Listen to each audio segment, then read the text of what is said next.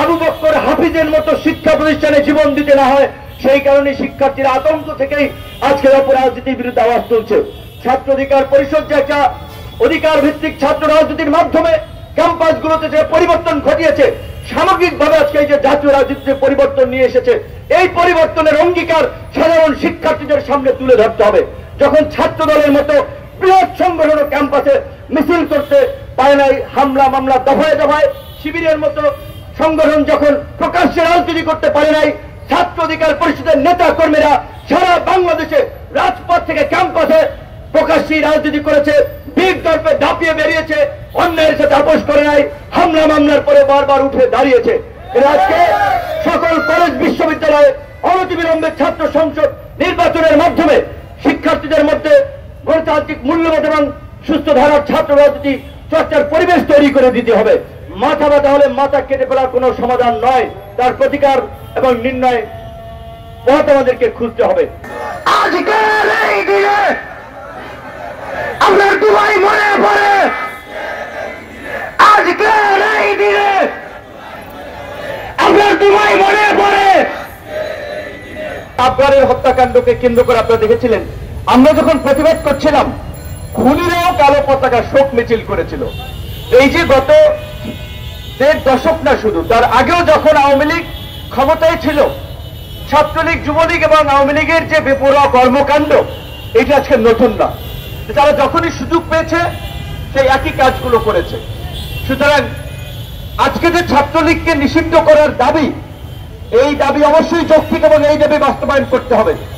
আমরা দেখেছি মুক্তিযুদ্ধের পরপর 75 সালে মুক্তিযুদ্ধের অবশ্যই তিনি একজন অবিসংবাদিত নেতা ছিলেন, কিন্তু মুক্তিযুদ্ধের পর তার যে বিতর্কিত ভূমিকা, হত্যা, গুম, খুনের মাধ্যমে একদিনের শাসন বাকশাল কায়েমে যে জঘন্য বর্বরতা চালিয়েছেন, যে কারণে মাত্র 3 বছরের মাথায় তিনি একজন ঘৃণার পাত্রে পরিণত হয়েছিলেন, যার ফলেই তাকে জীবন দিতে হয়েছিল।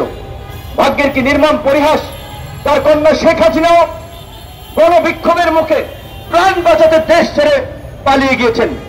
এই যে আওয়ামী লীগের যে ফ্যাসিস্ট চরিত্র, এটা তার জেনেটিক্যাল ক্যারেক্টার। সুতরাং 2 বার আমরা দেখেছি আওয়ামী লীগকে আর রাজনীতির সুযোগ দেওয়া যাবে না, যাবে না, যাবে না। এই আওয়ামী লীগ বাংলাদেশের প্রশাসনকে কলুষিত করেছে, এই আওয়ামী লীগ বাংলাদেশের শিক্ষা ব্যবস্থাকে ধ্বংস করেছে, এই আওয়ামী লীগ বাংলাদেশের মানুষের ধর্মীয় মূল্যবোধকে আঘাত করে বাংলাদেশকে উগ্রবাদী, জঙ্গিবাদী, সাম্প্রদায়িক রাষ্ট্র হিসেবে বহির্বিশ্বে পরিচিত করিয়েছে। তাই আজকে বিপ্লবী ছাত্র জনতার প্রতি আমাদের আহ্বান থাকবে, যার যার জায়গা থেকে আমরা আমাদের নিজেদের কাজটি করি। রাষ্ট্র সংস্কার, সংবিধান সংস্কার, আইনের সংস্কার, নিজেদের মানসিকতার যদি পরিবর্তন না করি, সমাজের পরিবর্তন না করি, রাষ্ট্র সংস্কার, সংবিধান সংস্কার করে কিচ্ছু হবে না। ব্যাংকার ঠিক করবেন আপনারা, ব্যবসায়ীকে সেখানে আপনারা যে হানা দিবেন, শিক্ষককে তাকে পদত্যাগ করাতে দিয়ে হানা দিবেন, সচিবকে আপনার ওখানে পরিবর্তনের জন্য হানা দিবেন, ডিসি নিয়োগে হানা দিবেন, এসপি নিয়োগে পদায়নের ক্ষেত্রে আপনারা কাজ করবেন, তাহলে তো অন্যান্য প্রশাসনের কাজ কি?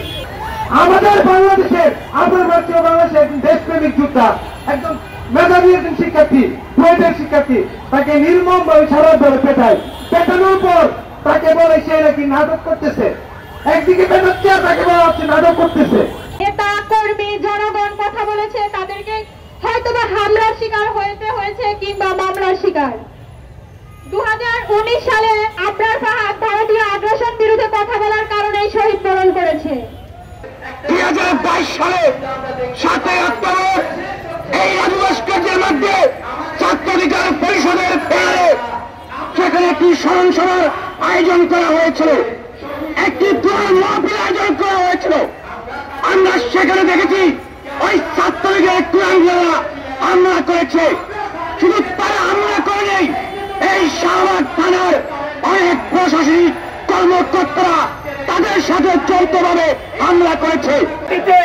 বাংলাদেশ ছাত্রলীগ নামে আর কোন সংগঠন নয়, থাকবে না, থাকবে না, থাকবে না। ধন্যবাদ সবাইকে। ছাত্রের পক্ষে কথা বলায় ছাত্রলীগের সন্ত্রাসীরা বুয়েটের আবরার ফাহাদকে সারা রাত পিটিয়ে হত্যা করেছিল। আমরা সেই দিনটি ভুলে যাইনি। আবরার ফাহাদকে হত্যার মূল কারণ ছিল ভারতের বিরুদ্ধে কথা বলা, বাংলাদেশের পক্ষে ভারতীয় আগ্রাসনের বিরুদ্ধে কথা বলা।